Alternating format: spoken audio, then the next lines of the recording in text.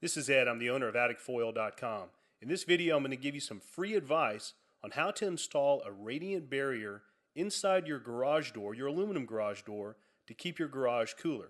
Now, the reason it's free advice is I'm going to recommend a product that's not AtticFoil Radiant Barrier. There's actually a better product for this particular situation. It's easy to install, should take you about 30 to 45 minutes, cost you about $40, and there's no glue, no screws, no Velcro, no tape. A simple process to install a radiant barrier inside your garage door. The first thing you're going to do is buy 4 pieces of a product called Therma R. You can buy this at Lowe's. It's about $10 a sheet, so you're going to spend about $40 to achieve this. Essentially, it's a 1/2-inch foam board, EPS, expanded polystyrene, with a layer of aluminized film on one side. It's a construction material. You're going to buy 4 sheets, and then you're going to cut individual panels to pop inside your garage door. The first thing you want to do is measure the cavities or the pockets inside each door.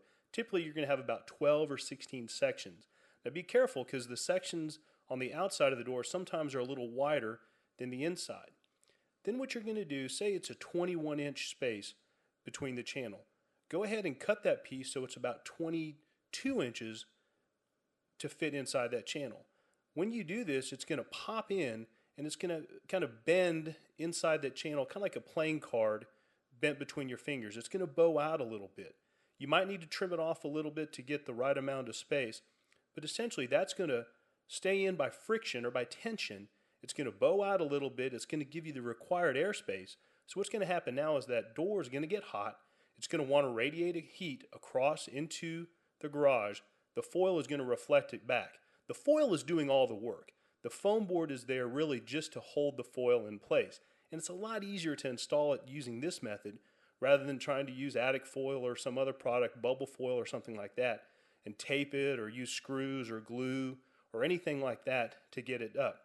Once you determine the size of one panel that fits, go ahead and just start cutting. Cut your 12 or 16 pieces, you pop them in, and your door is going to look beautiful. It's going to be white on the inside. It's going to make a huge difference when that sun hits the door. It's going to reflect that heat back, and it's going to keep the garage door, or keep the garage a lot cooler. Now, if you've got an attic space above your garage, you can also take it an extra step. What you want to do is, if you've got a scuttle hole or a pull-down staircase inside that garage, you want to open that a little bit to allow air to flow through the garage into the attic. You probably want to leave your garage door open about 1 inch or 2, or if you've got a side door or a side window, that'll allow air to come into the garage. And that'll help flush that heat through the garage. If you've got attic space above the garage, now this is another thing. This is when AtticFoil comes in. Putting AtticFoil over a garage isn't going to save you a lot of money as far as energy, but man, it makes a huge difference as far as comfort in that garage. It's like putting a tree over the garage. You're going to simply staple it up. Typically about 500 square feet will work to do an area over a garage.